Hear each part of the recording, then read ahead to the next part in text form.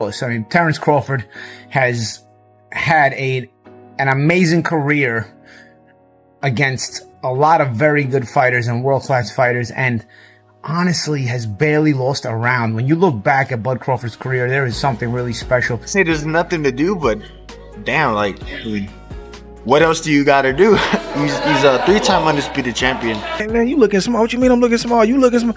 Like, it's just that, like, you gotta really hurt that dude to turn him away and to try to stop him from doing what he want to do. So skillful, yes, but this and this.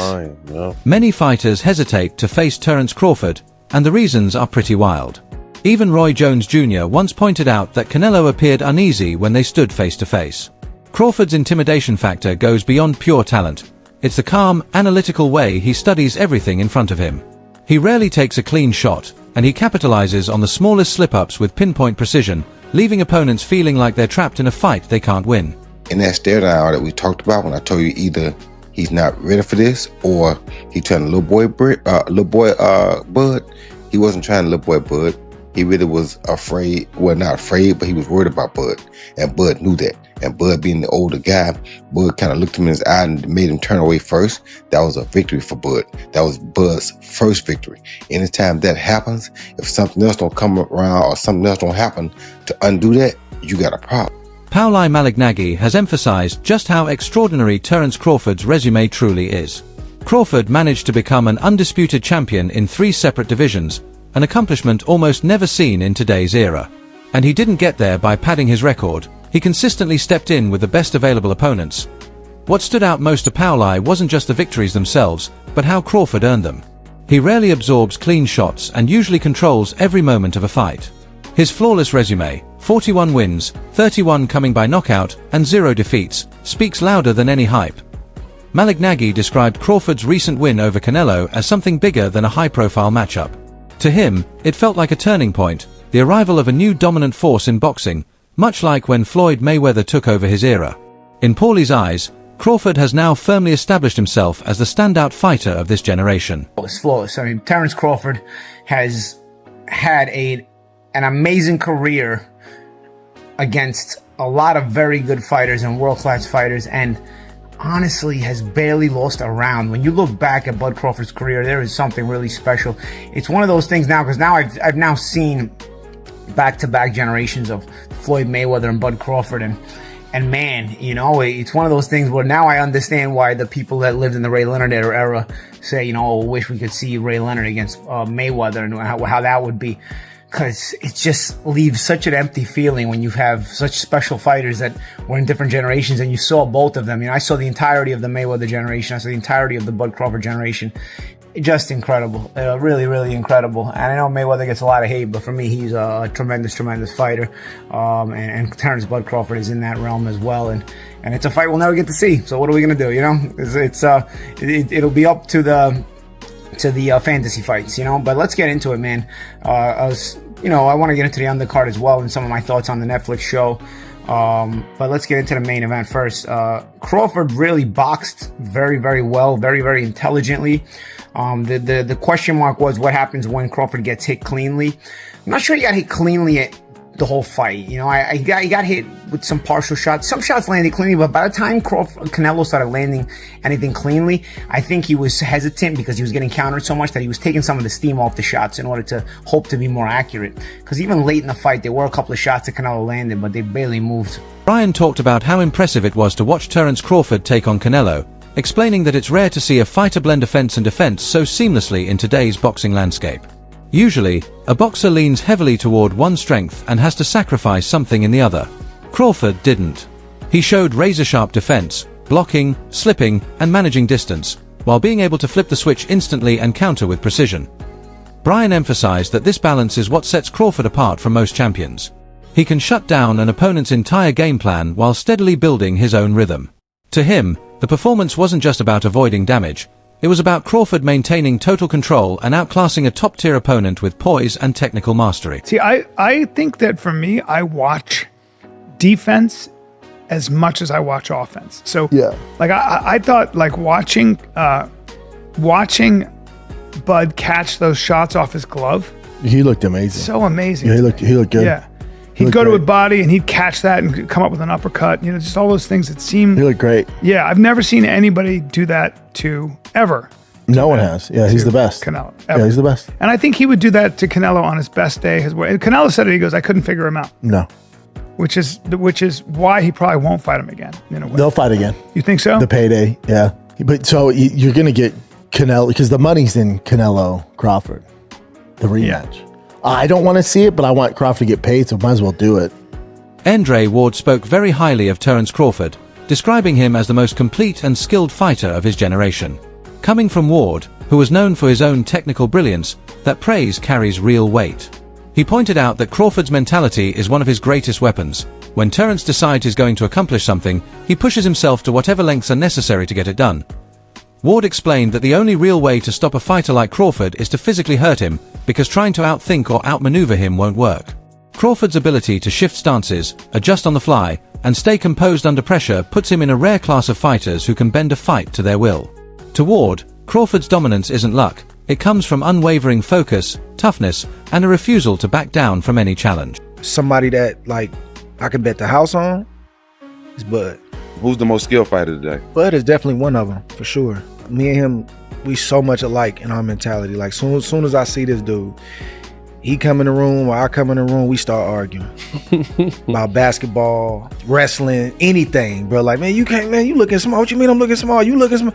like, it's just that, like, you gotta really hurt that dude to turn him away and to try to stop him from doing what he want to do. So skillful, yes, but this and this, it's different, man.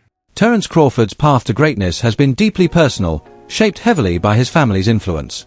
He often recalls how his father predicted he would one day become an undisputed world champion, planting a seed of confidence from an early age.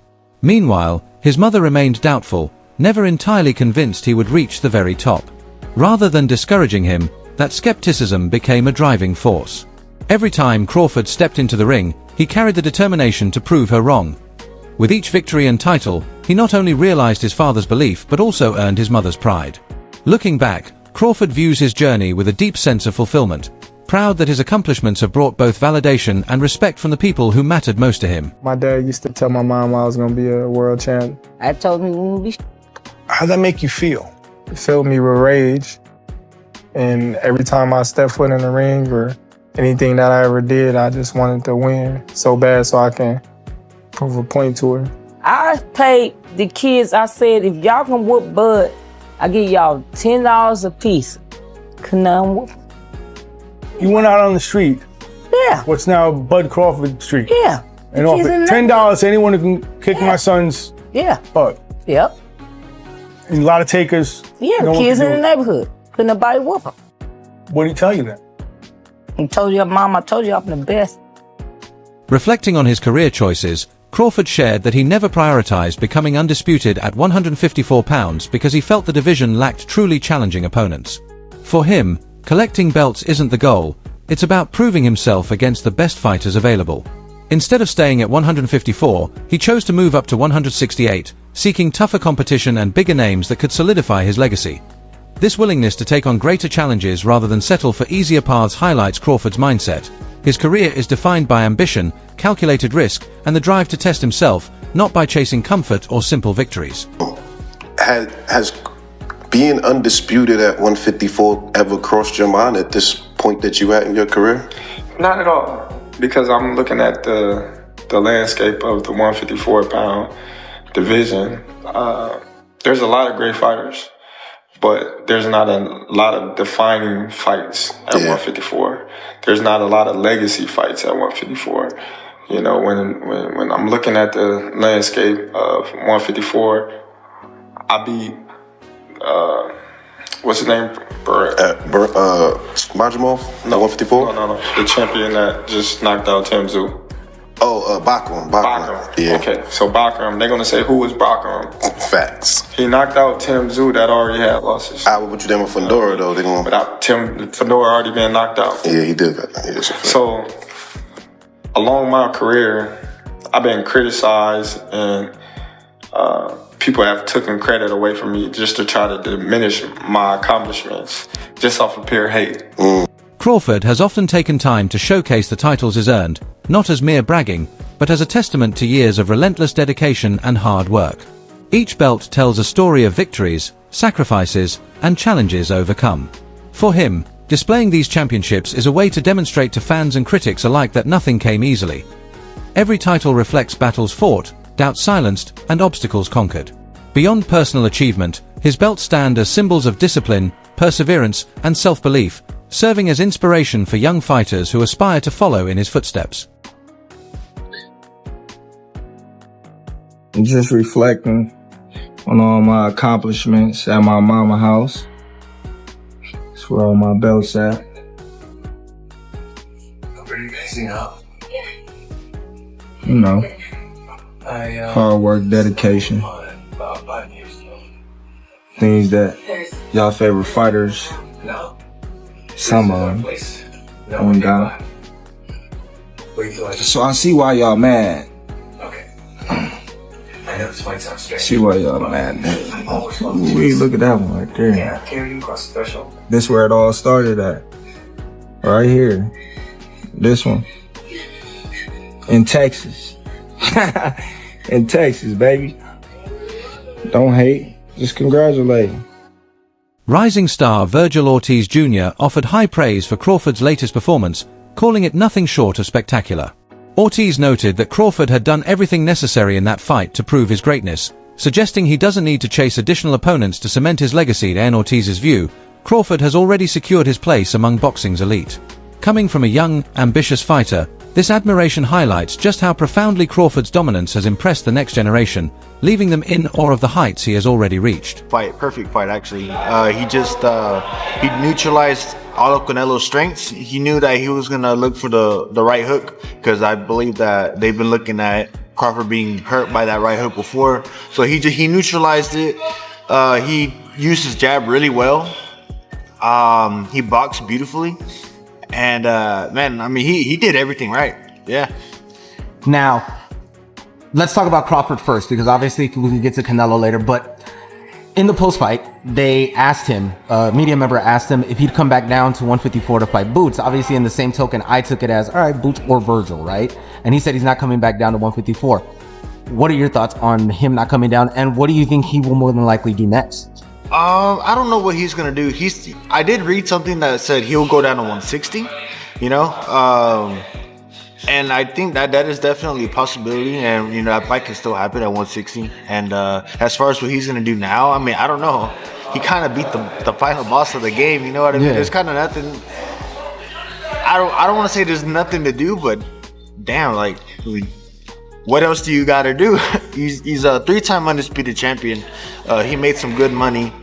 At this point, he's just a free player right now, I guess. He can do whatever he wants. Oshaki Foster admitted being impressed by how Crawford has quieted so many career skeptics. For years, critics questioned whether he faced enough elite opponents or could handle top-tier competition. Yet, with recent wins, particularly against Canelo, Crawford demonstrated that he can dominate even the most accomplished fighters. Foster emphasized that Crawford didn't just dispel doubts, he set a new benchmark for excellence, proving his skill on the sport's biggest stages. Effect is in full effect. Okay? It's in full effect. Terence Crawford now is a wanted man. Prior to that, everybody said Terence Crawford is not a draw. Terence Crawford can't sell. Terence Crawford is not a big money fight. Now, we have an interesting situation brewing.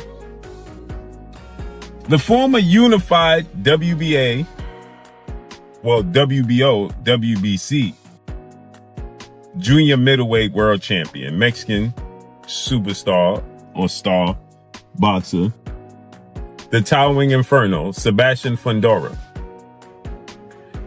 refused to fight Terence Bud Crawford, who is now, no doubt, first ballot Hall of Famer, no doubt, the pound for pound king, 5-division world champion, 3-division undisputed world champion, with a record of 42 wins, no loss, no draw, 31 wins by way of knockout. When Terence Crawford dominated and stopped The Truth, Errol Spence Jr. in July of 2023. Terence Crawford petitioned to move up and fight the Towering Inferno, Sebastian Fundora. Okay? And Sebastian Fundora has zero... Blair Cobbs and Conor Benn both expressed strong admiration following Crawford's victory over Canelo. Cobbs called the win a defining moment in Crawford's career, while Benn suggested that perhaps now is the perfect time for him to retire, ending on such a high note. Benn's remark wasn't criticism, it was a recognition of just how complete Crawford's legacy already appears. In Benn's view, Crawford has nothing left to prove. He could step away today and still be remembered as one of the all-time greats. Yeah, I mean, shit. They definitely doubted, bro. And he told me months ago that he was gonna do that. And he went and did that. That shit, you know what I mean? They doubted him a lot throughout his career, you know what I mean? Just a lot. And just a lot of people that I look at that's great fighters, they've been doubted. You know what I mean? Same thing with Floyd. Floyd, they had the Oscar De La Hoyas, the Shane Mosleys, the Trinidad, they all was putting them above Floyd and all this woo-de-woo. You know what I mean? So I just feel like getting doubted is a great thing. It gives me, you know what I mean, that push. So, yeah. You think it would look that, I ain't gonna call it easy, but I felt like people didn't think that Crawford could do it that clean. Did that surprise you? No. It did surprise me that he stayed more disciplined. Like, I thought what was gonna happen was he was gonna do what he was doing, and then, you know, Terence got hard. He trying to bang it out, especially if he feel played enough. He feel like you feel like you doing something, he gonna come with it stuff. So I thought that was gonna be a problem. Like if Canelo landed a punch, he would try to go in the trenches with Canelo. And that's what I would have been scared for him for. But man, that boy stayed sharp all night, man. That boy looked good, man. I can't lie. He looked good. Sure. I was definitely surprised at how smooth, how easy he beat him. Not everyone, however, subscribes to the narrative of Crawford's invincibility. Some analysts argue that while defeating Canelo was monumental, it does not automatically render Crawford unbeatable. They highlight that the boxing world is full of exceptionally talented fighters who could challenge him under the right circumstances. From this perspective, Crawford's victory is historic but not absolute. Boxing remains inherently unpredictable, and even the best athletes can be tested. This view serves as a reminder that, despite Crawford's remarkable achievements,